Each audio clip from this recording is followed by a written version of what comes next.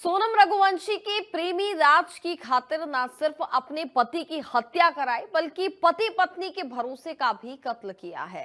राजा के परिवार वालों के साथ ही सोनम का भाई भी उसके लिए फांसी की मांग कर रहा है।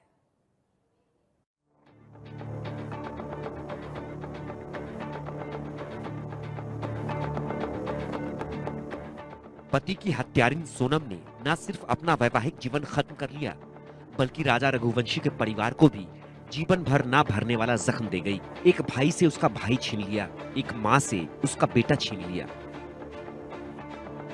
जिस माँ ने अपने हाथों से बेटे का सेहरा सजाया, बड़े अरमानों से उसकी शादी कराई, बहू को बड़े लाड से घर लेकर आई, उस बहू ने ही उसकी गोद उजाड़ दी।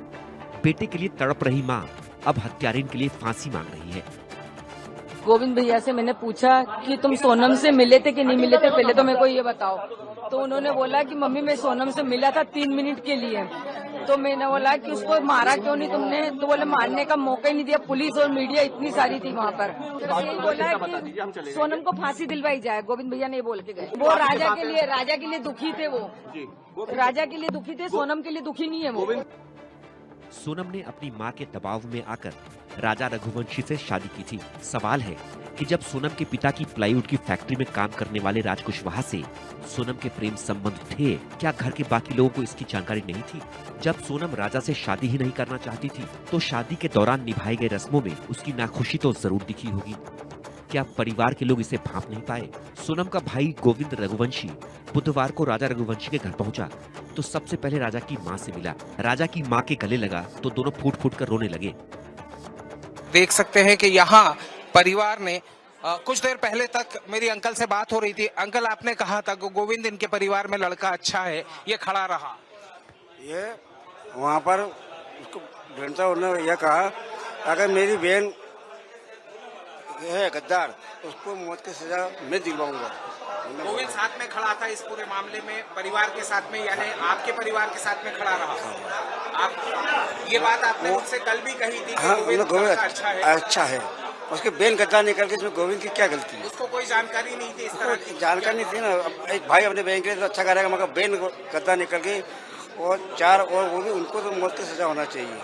उन्होंने साफ तौर के ऊपर ये कहा और इस बात को लगातार राजा रघुवंशी का परिवार ये कहता हुआ नजर आ रहा था कि गोविंद रघुवंशी पूरी तरीके से परिवार के साथ में मौजूद है और पूरे समय उनके साथ में कोऑपरेशन कर रहा है। राजा रघुवंशी और सोनम के ढूंढने के लिए विपिन रघुवंशी और गोविंद रघुवंशी दोनों शिलांग गए थे। जब तक सोनम नहीं मिली थी तब तक गोविंद रघुवंशी शिलांग में ही मौजूद थे। गोविंद रघुवंशी को ही सोनम का फोन आया कि वो गाजीपुर में है। गोविंद रघुवंशी ने अपनी बहन सोनम और राज कुशवाहा के रिश्तों से खुद को अनजान बताया। मीडिया से बात करते हुए गोविंद रघुवंशी ने न सिर्फ अपनी बहन सोनम से रिश्ता तोड़ने की बात कही बल्कि राजा के गुनहगारों के साथ ही सोनम को भी उतना ही गुनहगार बताया और उसके लिए भी फांसी की मांग की। सोनम के भाई की बातों पर राजा के भाई विपिन रघुवंशी को भी भरोसा है। विपिन का कहना है कि सोनम के षड्यंत्र से उसका भाई अनजान था। राजा की हत्या की साजिश में गोविंद का कोई हाथ नहीं है, इसलिए हमारी उससे बातचीत हो रही है। राखी बांधती थी और कुछ बांधती थी, उसमें इस बारे में आइडिया नहीं मुझे है कि गोविंद को इस बारे में पता नहीं है। और इसमें जो है अब हो सकता है तो राखी बांधती होगी वो परिवार का। गोविंद मान चुका है कि बहन गलत थी, तो उसकी बहन ने जो गलत करा है तो गोविंद जान चुका है। सोनम को मारना नहीं चाहिए थे, इसके लिए गोविंद चाहता है तो सोनम को जो है सजा मौत होना चाहिए। पछतावा है, इसके लिए गोविंद जो है मीडिया में बयान दे रहा है। अच्छा, सोनम रघुवंशी ने अपने हाथों अपना घर तबाह कर लिया, अपने हाथों अपनी शादीशुदा जिंदगी को बर्बाद कर लिया।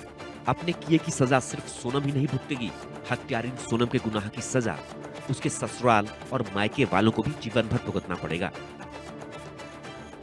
Bureau report, India news.